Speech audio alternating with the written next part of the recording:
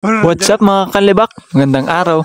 Ngayong araw ay tara't samahan niyo muna kami at mag-apuag tayo ng pukyutan din sa may amin. Ang balak nga ng beweng ko kapon ay mag-aawin muna kami ng uling at tira nga ni mga pinsan ko ay manunuso sana yan dun sa hulo. Eh kaso lang nga ni lumakad pa si Kuya Jim kaya pinuntahan muna namin na ring pukyutan kung nandini pa nga ni. Bumalik nga ni kami at narini pa yung pukyutan kaya nagkuha na nga ni kami ng mga palapat baka mapuag pa ng iba. Sayang din, kwarta din yan. Ano kaya kakatama? Mag-abot. Mag-abot muna. Tubig, lagay nung kulot. Pantali sa timba. Yan mariyo. Padi.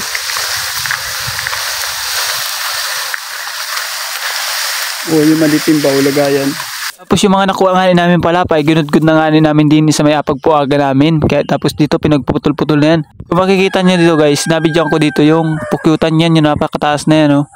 Nandiyan yung pukyutan. Ito muntikan na nga madali namin yan nung nakaraan. Nung naglag kami ng pinsa ko dito.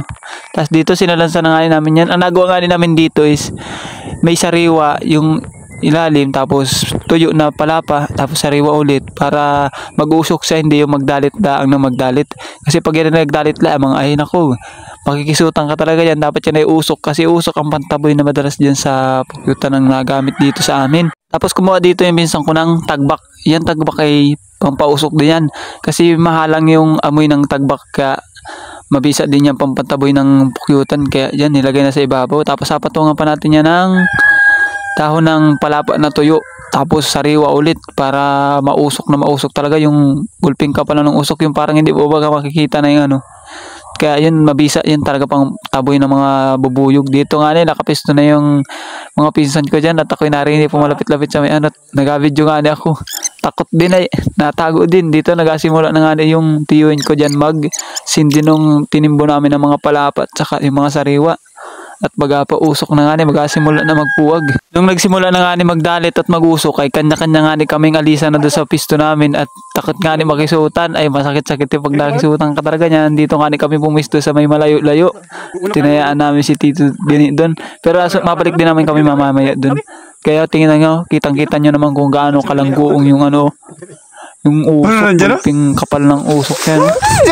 Mausok talaga pag sariwa. Tumakbo kami dito at lalapit na yung mga pukyutan. Bumaba na yung mga pukyutan. Kaya tumakbo kami dito sa kabila. Malapit na sa may ilog. Kanya-kanyang takbuhan.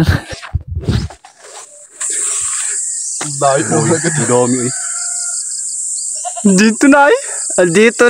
Big shoutout pala sa solid followers at solid viewers natin yan. Maraming salamat po sa inyong walang sawang panonood. Thank you. Dito nga bumalik na nga kami dun sa pwesto namin kanina at baka nga kailangan ng mga palapa dun. Kaya naglakad-lakad na nga kami palapit dun sa ano. At yung mataas-taas na nga yung pukyutan. Di tulad kanina nagulpin lakas ng usok. Eh nagbabaan yung mga pukyutan at siyempre naghahanap din na makikisutan yun. Dito lumapit na kami at medyo mainit na nga yung usok. Yung tapong nga na yan ay padalawang tapong na yan kasi yung unang tapong ay hindi nga gumana at nandun pa rin yung mga ibang pukyutan. Tapos yung pangalong tapong ay doon nga umalis na. Pero may natira-tira pa naman kaunti, may ilang piraso din. Kaya dito lumapit na nga kami dito sa pwesto na pinagtapungan at medyo ayos na nga wala na nga masyadong pukyutan. Nag-alisa na, naglipatan na sa ibang puno. Tapos nagsimula na nga yung tiyuhin ko dito umakyat at ako na nga yung bahay ng pukyutan. Dito nga unang nalaglag rin bahay ng pukyutan. Ang kaso lang nga wala na siyang huran. Nakapagpalipad na yung pukyutan ng mga anak. Lumipad na yung iba. Tapos ang nakuha na lang ng tiyuhin ko dito is yung pulot ng pukyutan. Yun na lang natira, yung mga pulot na laang. So guys, nababa na nga. Tapos dito na ibaba na nga yung timba. Sinalo ko nga yung timba at pinaba na nga ng tiyuhin ko at nakuha na nga lahat yung pulot. Tapos dinala ko dito sa pinsang ko. Muklatin mo ang mahiwaga. Huwag mo nang hipi. Hipi. Ang labas sa tawa. Ang maliwanag. Nariyan na nga. Nagpupula-pula ang pulot. Marami yan Biskita nyo ba yan? Nangingesot? Ano yun? Apigain? Pigain pa yan. Kompleto yung ano. Ay, ginawa ha? Kapagpahigop na din Ay, ano kaya? Mar yung isa doon, yung nalaglag sa may akin? Yan. Isutan na sa ilong mo yun ay. Ano yun? Kalahas. Ano kaya kakalasa? Ay, meron sa likod ay. Ani? Meron yung ibang pulot? Kaubay na pulot ka, bahay.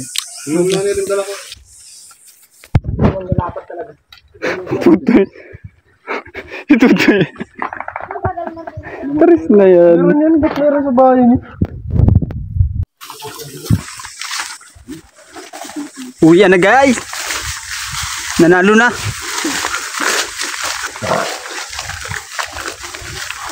Itong huli. Hulot. Tapos pagka-uwi nga namin dito ay sinimula lang nga itong pagkain ng tiyuhin ko at alagay nga niyan sa bote. Ito pinapaga na nga niya isa-isa. Yan, hinahati-hati niya lang para mapaga niya na maayos yung ano ay pulot na para makuha na lahat yung katas ng pulot. Kita niyo naman guys kanina kung gaano kahirap pagkuha ng pulot ng pukyutan. Buwis-buhay talaga pagkuha nito. Kaya kung minsan wag na rin tayo po magreklamo doon sa mga presyo na nabigay ng mga ano ay nagapuag at siyempre hindi rin natin alam kung gaano kahirap ang dinanas nila nung nagakuha nito. Pero hindi naman nagapatong ng sobrang kapamahal na presyo at mag-ingat din po tayo doon sa mga nagabenta ng pulot na hindi pure o yung purong-puro yung ano ay pulot. Tas dito nga sinalat na nga namin ito at asalin na yan sa bote.